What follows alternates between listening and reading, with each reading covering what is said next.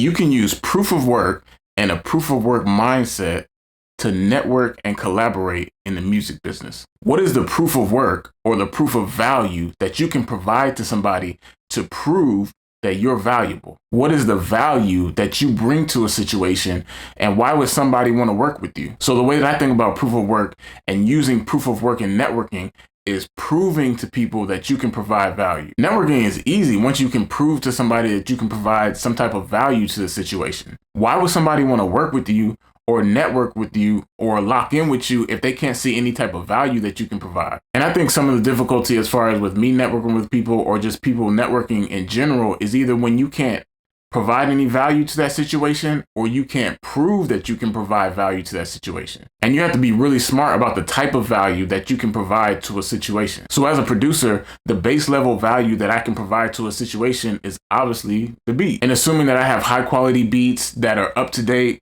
and that sound like what people want to sound like right now, then obviously I can provide that value in the beat. But then you start to think of the other ways that you can provide value. So it's not just about providing good beats, but it's also about producing the entire song. Some artists need that creative direction as far as how to create an entire song. So as a part of you not just making the beat, but producing the entire song, you can provide value by giving that creative direction about how to create a final finished product. But then you can keep going from there. So the next step up from there is I can also mix and master. And not just like mix and master because I can make beats, but I mean like I've actually mixed and mastered for artists and engineered in the studio. But even that, like I said, that's like base level. So when I start to think of the other things that I can provide of value as a producer, I start to think of what is it that you really need as an artist? And I think all artists need clout and strategy. So it's not so much beats because you can get beats from anywhere. Obviously you can get beats on YouTube. You can get your man to make beats, and you probably got a ton of producers sending you beats in your email. Nowadays, there's a lot of different places for artists to get beats. But the way that I can separate is I might be able to give you a little bit of a game plan on what to do with the beat. Being that I've worked with other artists as well as put out my own projects, I might be able to help come up with a game plan as far as how to market and promote your project or our project or whatever it is that we do together. And so that has helped me in the past with networking, building relationships, because not only do I offer the technical making beat side, but I can also help with the marketing and the strategy to make the project more successful. You know, just watching a lot of people make mistakes, making a lot of mistakes myself, and then learning from the people that are successful, learning from what works, and just building strategies based on what you've seen work. And so if you're an artist, you have to think, okay, from your standpoint, what can you offer the people that you want to work with? What value do you provide? That's going to help build that relationship with the person you're trying to build a relationship with. Do you also write songs?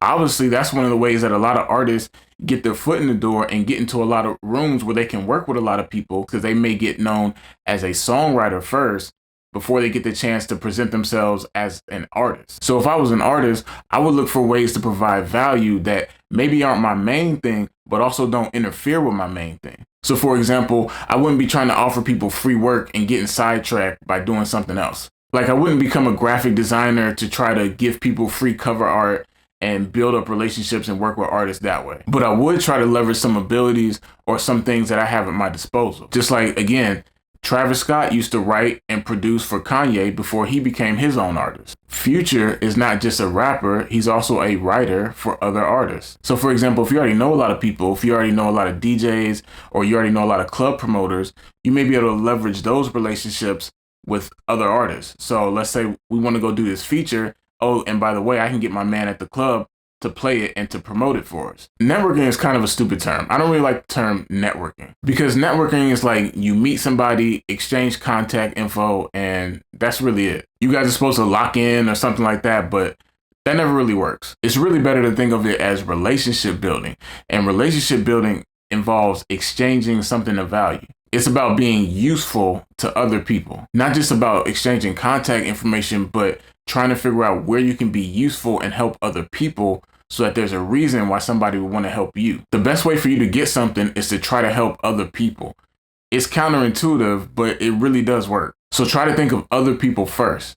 Try to think of ways that you can be of value, ways that you can be helpful and be useful for other people, and that'll open up opportunities for people to help you. Or even if those specific people don't help you, it'll still open up opportunities that could benefit you in the long run. The way you do that is you try to find problems and you solve that problem. So the reason artists end up writing for other artists is because that main artist may be so busy, they may have so many features and so many projects and so many things that they got going on that they need somebody to help them write, to help flesh out ideas. Or they may be looking for a certain type of vibe or a certain type of song that you may be more familiar with than that artist is. And that's where you could reach out and be like, hey, I could help you write this type of song. I could write you that club banger, or I could write you that R&B song, or I know somebody that sings that can do this or do that. Again, when you're locking in with other artists, you got to think, what is the main thing that they need and how can I help provide that? And that's how you provide that proof of work,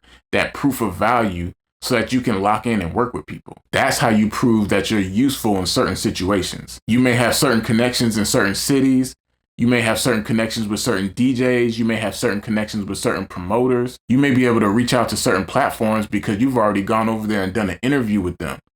So now you have a connect over there. And then you can leverage that when you're working with other artists and be like, yeah, I already know somebody over there. I can reach out and help set up an interview, or I already know my boy over here at this blog or at this, at this certain platform. And people help each other out and exchange those type of relationships. So you can use that as leverage to help somebody who maybe hasn't done that yet, or just hasn't gone to that specific platform or that specific club. They haven't been to that city yet, but you've been over there. So for me, I've had certain artists hit me up and be like, what's this studio like? Have you been over there? Is it good? Should I book over there? Have you worked with this platform before? Have you worked with these people? Have you worked with those people? What you think? And so I'm always willing to have that conversation because that's one of the ways that I can leverage my experience and my knowledge. And so I can pass along whatever knowledge I've gained through some of the experiences that I've already been through. So that's how you can use a proof of work mindset to network and collaborate in business. If you like this type of content, like and subscribe, leave some comments and let me know what your experiences are and any insight that y'all have gained. So my name is Dumas. I make beats, and if you want to work, hit me up. Dumas.